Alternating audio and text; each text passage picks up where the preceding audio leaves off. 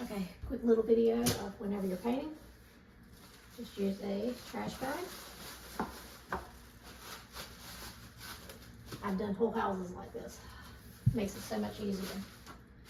Put that in. Flip it over.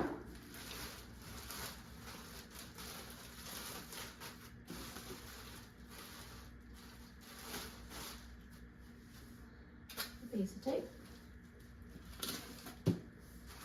Fold this back.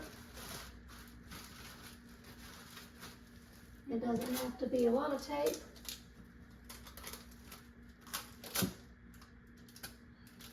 Thank goodness.